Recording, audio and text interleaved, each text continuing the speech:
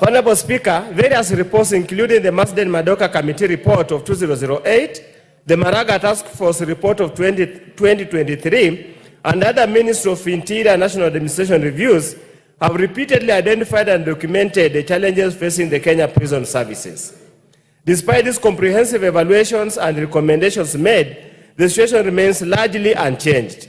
The state of affairs was affirmed in the Maraga Task Force report, which stated the situation remains the same as what the Madoka Committee established about 15 years ago. In essence, the conditions within the Kenya prison services remain precarious and pose a potential threat to national security if the service ultimately becomes dysfunctional. Honorable Speaker, it's against this backdrop that I request for a statement from the chairperson of the Departmental Committee on Administration and Internal Security on the following. Number one, the status of implementation of the recommendations of the Maraga Task Force report, specifically in relation to the promotion of prison officers, some who have stagnated at the same job grade for over 10 years, and the constitution of the Prisons Council as provided for under Section 21C of the Prisons Act. Number two, any plans to provide, Honorable Speaker, decent housing for prison officers under the Affordable Housing Program, and if you saw, the status of these arrangements. And finally, number three, the status of harmonizations of the terms of service, including salaries, for all officers and the various services, specifically between the National Police Service and the Kenya Prison Service, to ensure parity and fairness, remuneration and working conditions. I thank you, Honorable Speaker. Okay, I think that statement will be dealt with by the Committee of Administration and Internal Security.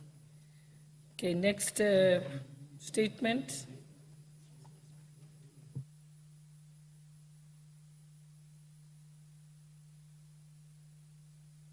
Is there anybody from that committee, Administration and Internal Security? Maybe in the mic. Thank you very much, Madam Madam Speaker. But that statement is to actually the State Department of Correctional Services, which falls under Justice and Legal Affairs. So I believe that will be the right committee which will handle the statement, and that can be done within 14 days if it is forwarded immediately to the State Department of Correctional Services. Thank you for that correction. Now I remember actually that was moved to Justice and Legal Affairs. Okay. The next statement is by Honorable Member for Langata. Thank you, Madam Speaker.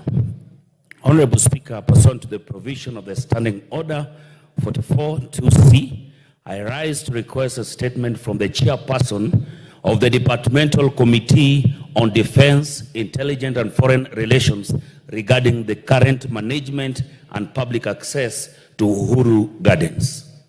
Honorable Speaker, Uhuru Gardens is one of the Kenya's most significant national monumental facilities.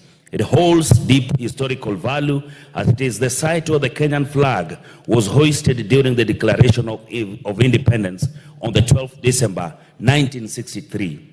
It symbolizes the birth of the nation and Kenya's freedom from colonial rule. The facility is a site that represents Kenyan national identity, national pride, where citizens can reflect on the country's history, achievement, and aspirations. For many years, Uhuru Gardens was a valuable recreational space for the local community and tourists. The expansive green space allowed people to engage in physical activities such as morning runs, picnics, relaxation, and now more so content creation for the young people called the Gen Zs, hence promoting physical and mental well-being. Public access to such facilities is therefore essential for the community health and social cohesion. The situation changed when the facilities was placed under the military oversight, which has restricted public access. Honorable Speaker, It is against this background that I rise to request for a statement from the chairperson of the Departmental Committee on Defense, Intelligence and Foreign Relations on the following. 1. Clarification whether Uhuru Gardens will remain an open public space as it was earlier or has become a space of control visits and access. 2. A report on the status of the completion of the renovation of Uhuru Gardens by the KDF and when will the public be granted access. 3. The reasons for permission of certain activities such as marathons, music concerts at Uhuru Gardens while the general public is denied access. 4. Plans in place to ensure that Uhuru Gardens is listed under the e-citizen platform, specifically the 222 portal, to allow citizens to make payments or bookings for the public access and events, thus ensuring accountability and transparency. I thank you, Madam Honorable Speaker. Thank you. That particular statement will be marked to the Committee on Defense, Intelligence and Foreign Relations. Is there any member of that committee here? Okay, the Deputy Majority Leader, you'll ensure that that is acted on. And you can tell them they have 2 weeks to respond. Next is a statement by the Honorable Fatuma Zainabu, member for Migori. Thank you, Madam Speaker. Honorable Speaker, pursuant to the provision of Standing Order 44/2/C, I rise to request for a statement from the chairpersons of Departmental Committee on Environment, Forest and Mining regarding mining activities in Makalda Gold Belt in Migori County. Honorable Speaker, the Makalda Gold Belt in Migori County is known for its riches in precious minerals such as gold and copper. The minerals are precious national resources that ought to be extracted for the benefit of the nation, the local communities, and the future generation as envisaged under Article 69 of the Constitution. It is of great concern that mining activities in Makalda seems uncoordinated, hence violating the rights of the residents to the benefit from the minerals.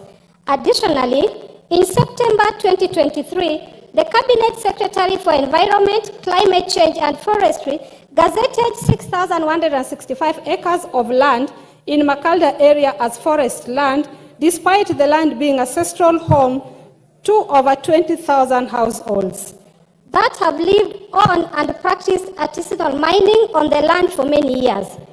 The gazettement of the land without public participation threatens the permanently disinherit residents of their ancestral land and disconnect them from lifelong benefits expected to accrue from the minerals in the region. This has caused spate of violence, conflicts among artisanal miners and small mining companies and foreign mining companies as locals seek to preserve their right to land and the benefit from the mineral resources. Honorable Speaker, it is against this background that I seek a statement from the chairperson of the Departmental Committee on Environment, Forest and Mining on the following. 1.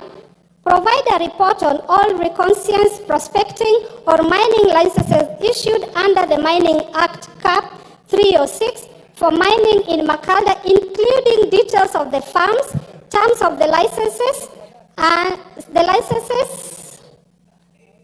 the minerals in respect of each license and the status of mining activities for each mineral. 2. Criteria for award of mining licenses and clarification on the reasons for granting licenses to foreign farms, including the number of local miners from Migori County granted mining licenses. 3. Provide a report on whether the directive of cession of copper mining in Makalda region, citing its declaration as strategic mining, followed by the process set out in the Mining Strategic Mineral Regulation 2017, and if not, the reason for its enforcement in Makalda. 5. provision of report of payout of royalties to Migori County government and the local communities for minerals mined from Makalda, and if not, the reasons for non-remittance. And 6, steps being taken to resolve the stalemate between the locals and the foreign miners that led to closure of mining activities, and when the area will be reopened since it supports the livelihood of many. Thank you, Madam Speaker. Thank you. Yes, Honorable Member, I can't quite see you. Where Makalda sits. Thank you, Honorable Speaker. I just wanted to support statement by my women leader from Migori County, and I want let it be known in the House that we have a petition with the Departmental Committee on Environment on the settlement of that land, where the Minister for Environment refused totally to appear before the committee. And listening to our women leader, you'll realize the statement is capturing both environment and mining. And majorly mining, she has clarified that there are a lot of issues to be done to assist the community also to benefit from the minerals. So I would request, Madam Chair, for us to help our people. We need to make the Minister for Environment to honor the summons from the committees. And again, I would request that we extend the petition or the statement so that we get some clarity from the Ministry of Mining for the benefit of our people. I thank you, Madam Speaker.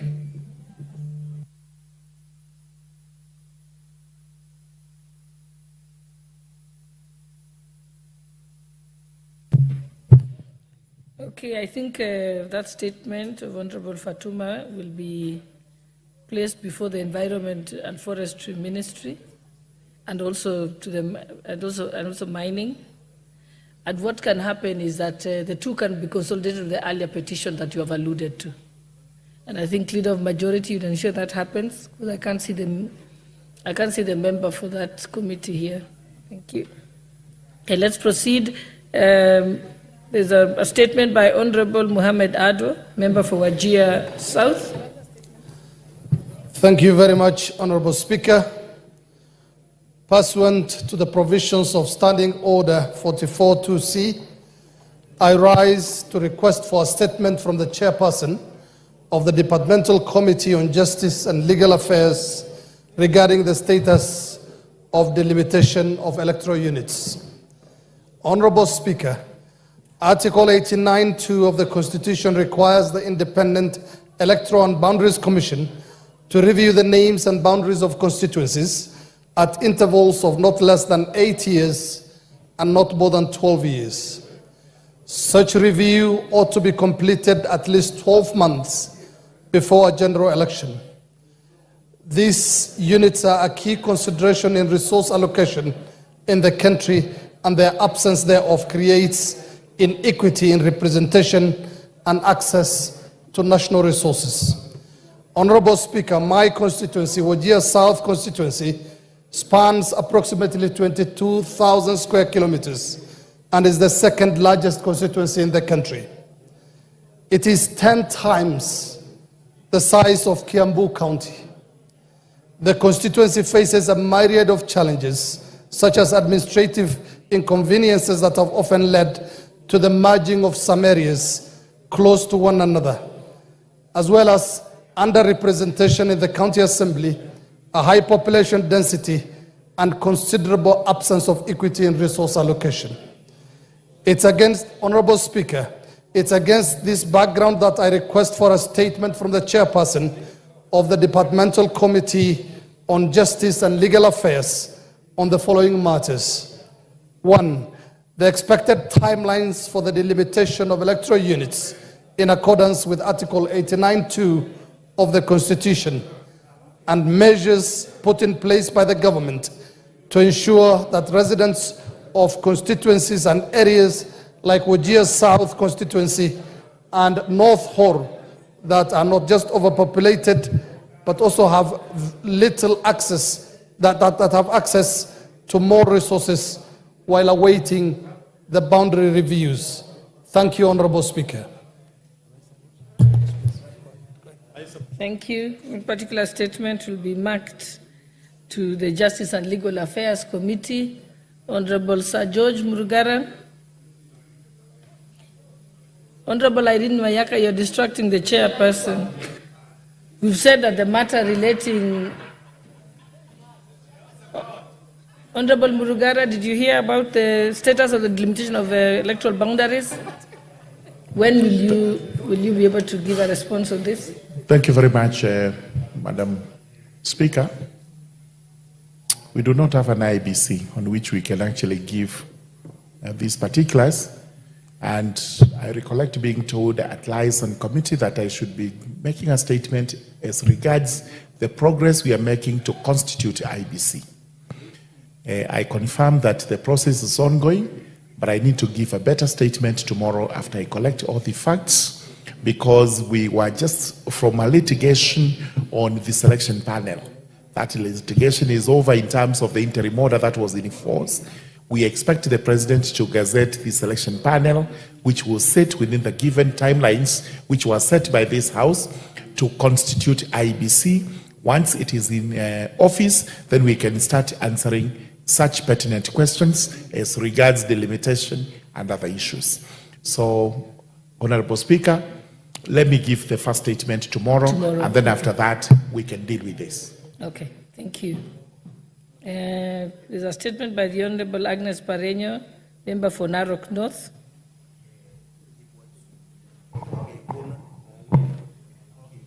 Thank you, Madam Speaker. Honorable Speaker, pursuant to the provision of Standing Orders 44-2C, I rise to request for a statement from the chairperson of the Departmental Committee on Trade, Industry and Cooperative regarding the sale of Ufundi Cooperative Plaza by Ufundi Sacco. Honorable Speaker, Ufundi Cooperative Plaza in the Nairobi Central Business District has for several years been the subject of a vicious court battle between Ufundi Savings and Credit Cooperative Society Limited and its 14,999 members. In 2022, a three-judge bench ordered that the land and the plaza, which are co-owned by the SACCO and the investing members, should be sold and proceeds be shared after clearing debts owed to Cooperative Bank of Kenya.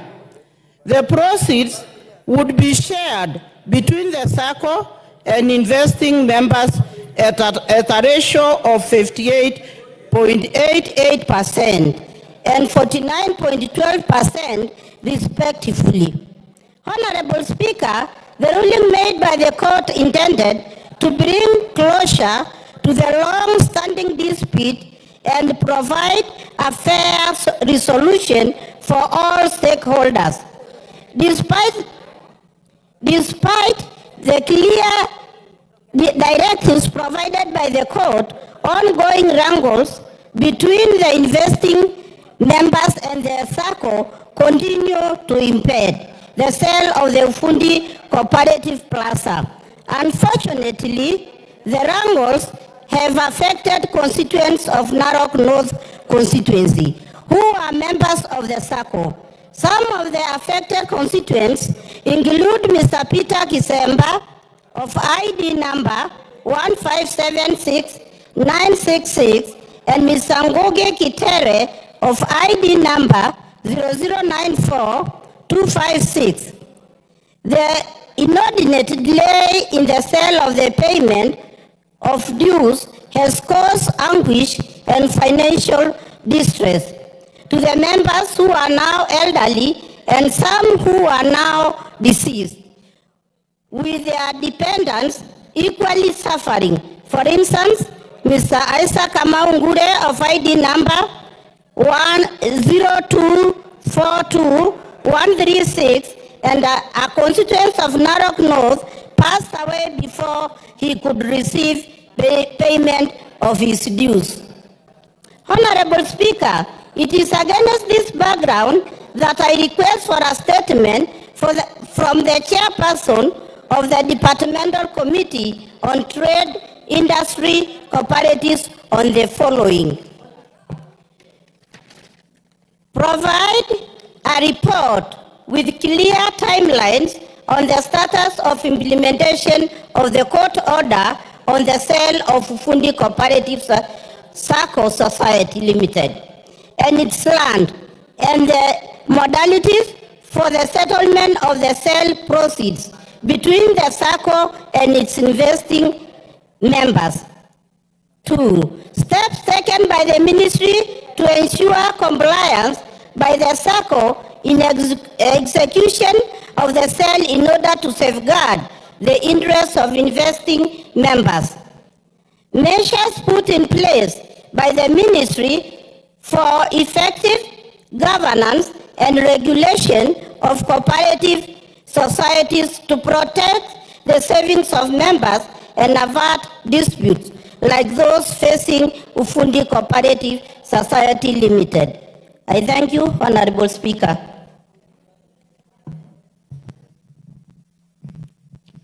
Thank you. That statement will be back to the Ministry of Trade, the Committee of Trade, Industry and Cooperatives. Is there a chairperson of that committee here?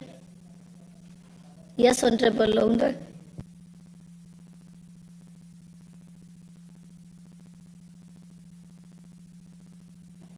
Thank you, Honorable Speaker. The Chair and the Vice Chair are not present in the House at the moment, but I undertake as being a founder member of the committee to bring the statement within 2 weeks. Thank you, Honorable Speaker. Thank you.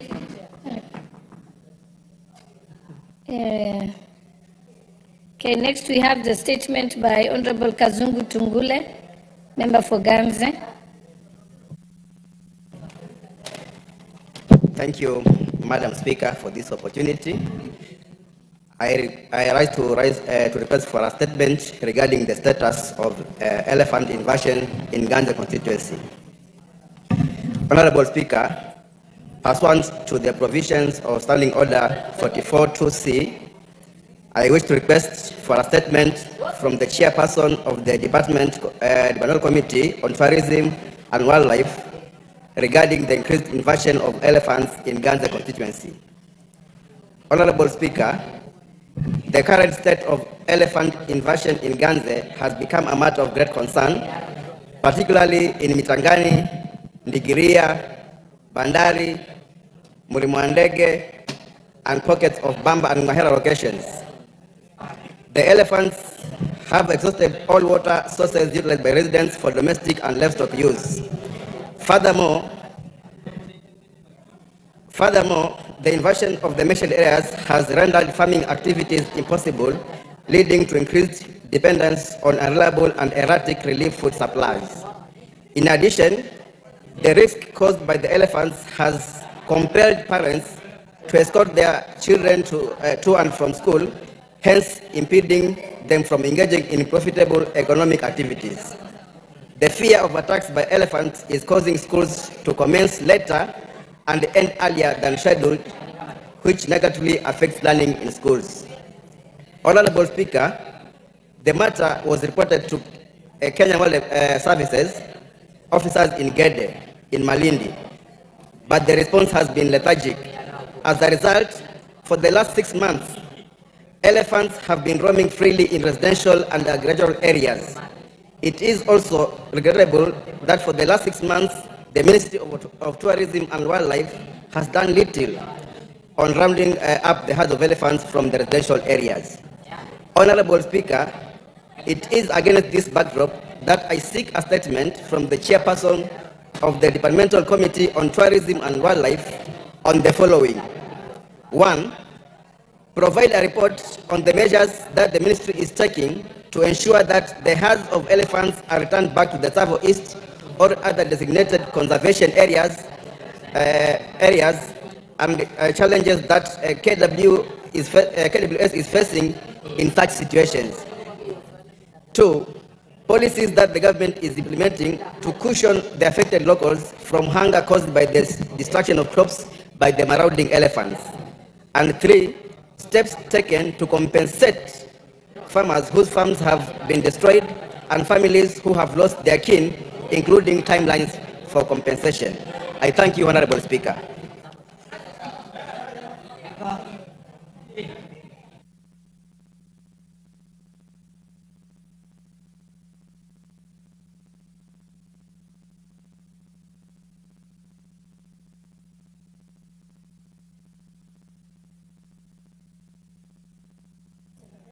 Okay, the next statement. Which one is the next statement?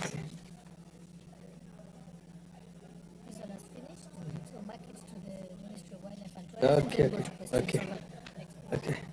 Yeah, this is now marked to the Ministry of Tourism and Wildlife, the Committee on Tourism and Wildlife.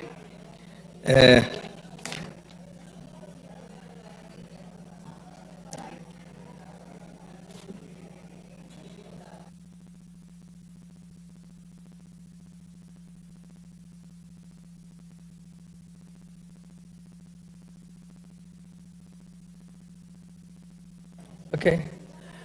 The leader of majority, Baya.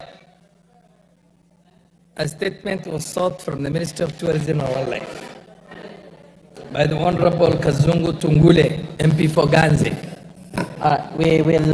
When can you give an undertaking on exactly when a statement is going to be ready in the House? Give us 2 weeks, Honorable Speaker. In 2 weeks from today? Yes. So on a Tuesday, 2 weeks from today? Correct. Okay. Honorable member, you have heard it.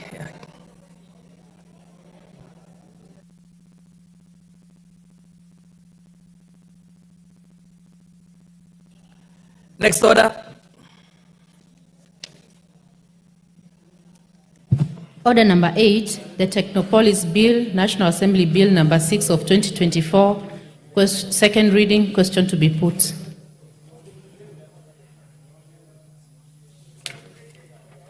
Yeah. Honorable members, order, honorable members.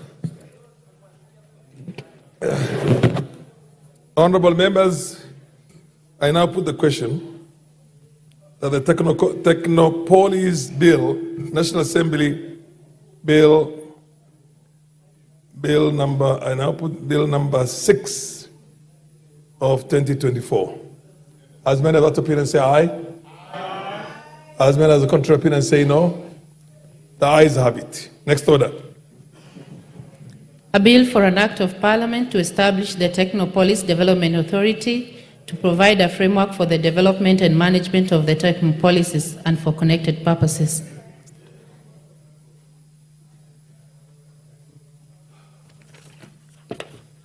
Order number 10, special motion, consideration of a nominee for appointment as the Director General of Competition Authority.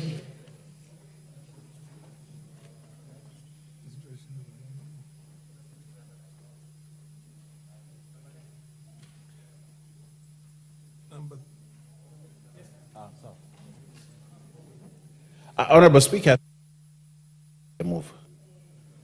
The Chair Finance will do the moving for this.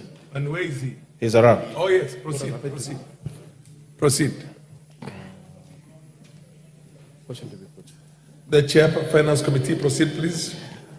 Honorable Speaker, I rise to move that taking into consideration the findings of the Joint Committee on the National Assembly Departmental Committee on Finance and National Planning and that of the Senate Standing Committee on Finance and Budget in its report on the vetting of a nominee for appointment as a Director General of the Competition Authority laid on the table of the House on Thursday, the 26th of December 2024, and pursuant to Section 12(1) of the Competition Authority of the Competition Act, Cap 504, and Section 3 and 8 of the Public Appointments Parliamentary Approval Act of 2011, that this House approves the appointment of one Mr. David Kibet Kimei as the Director General of the Competition of Kenya.